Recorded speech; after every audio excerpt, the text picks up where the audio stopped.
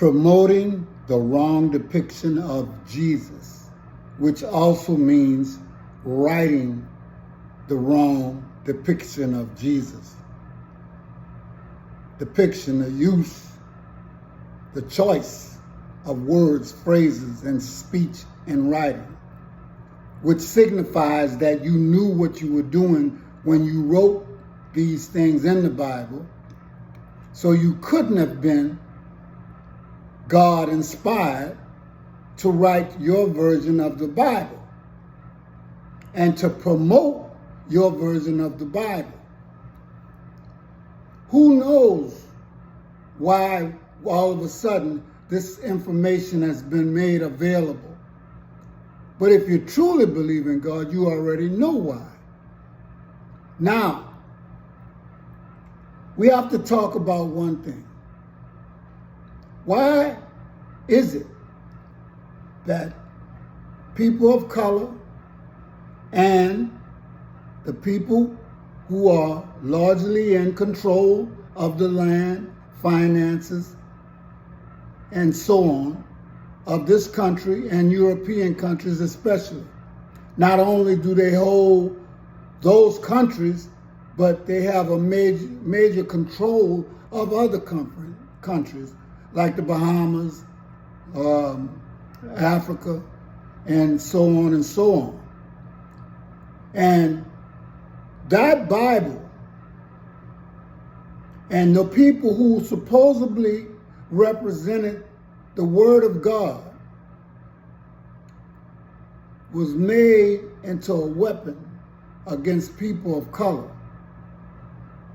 And a pope actually put out an edict telling Europeans to enslave people of color. You have to listen to this stuff yourself because you can't make this up, you know? Second, American Christianity and race. The United States has long grappled with a complex and often contradictory relationship between race and religion.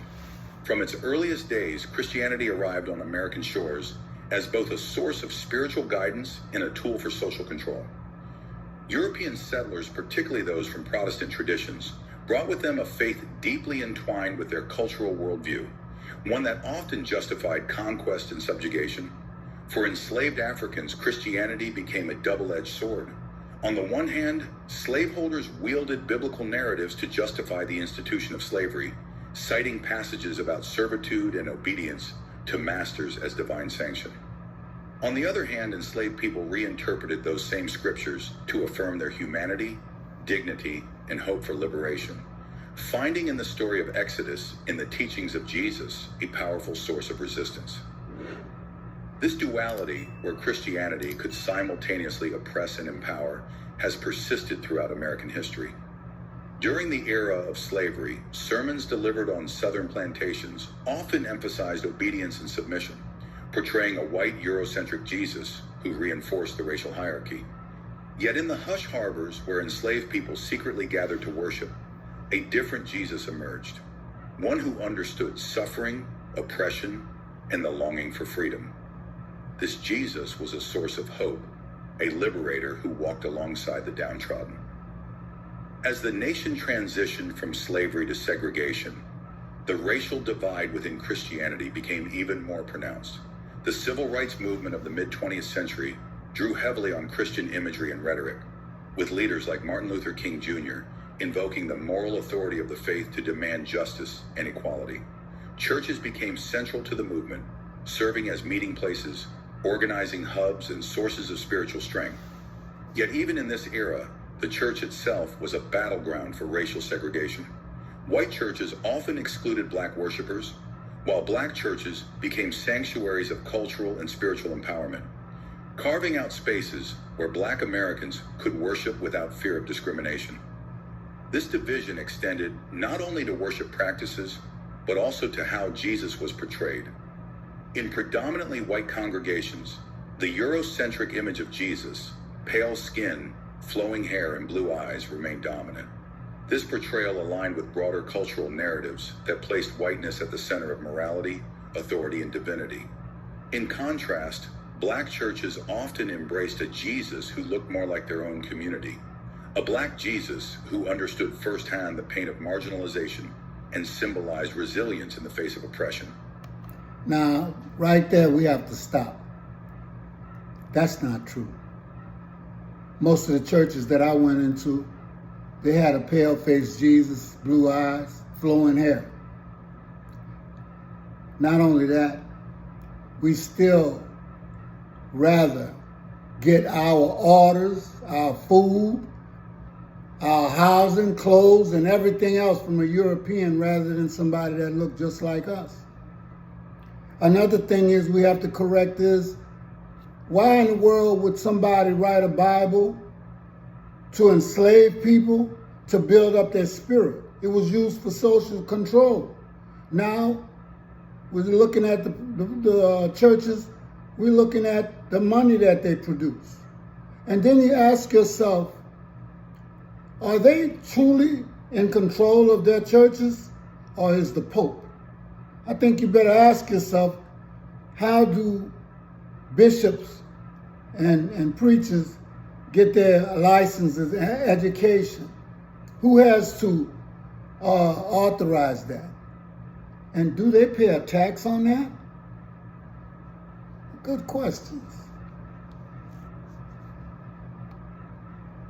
This depiction was not just theological, but deeply political, serving as a rejection of the white supremacist structures that had sought to erase black identity from the Christian story. For many Americans, the image of Jesus is deeply personal and intertwined with their sense of identity. It is tied to childhood memories of Sunday school, the comfort of family prayers, and the sacred traditions that shape their understanding of faith. To challenge that image is to challenge not just religious beliefs, but cultural belonging. This is why any significant shift in the portrayal of Jesus, such as the introduction of a historically accurate or racially diverse depiction, carries immense potential for controversy. In the United States, where Christianity is not merely a faith, but a cornerstone of national identity, such a challenge would force a reckoning with uncomfortable truths about race, history.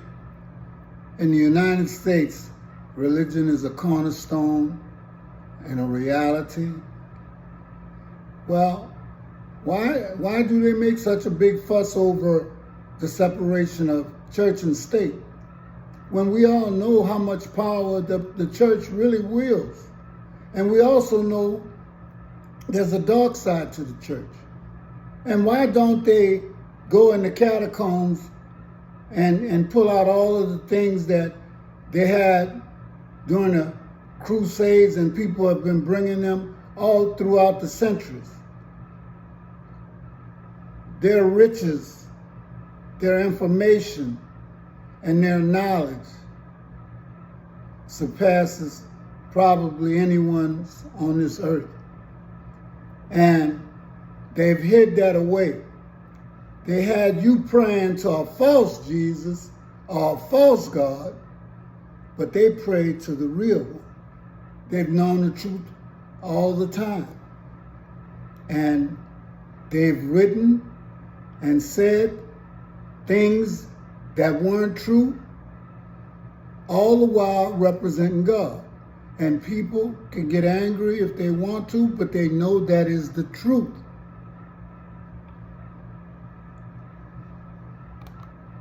History and power. A Black Jesus scandal in this context would cut to the heart of America's racial and religious psyche. For many white Christians, the idea of a Black Jesus might feel like an attack on the faith they have known and cherished. The Eurocentric Jesus they grew up with is not merely a cultural artifact. It is a symbol of stability, comfort, and divine authority. To replace or reimagine him could be perceived as an erasure of their own heritage, an unsettling disruption of what they hold sacred. Critics might dismiss the idea as political.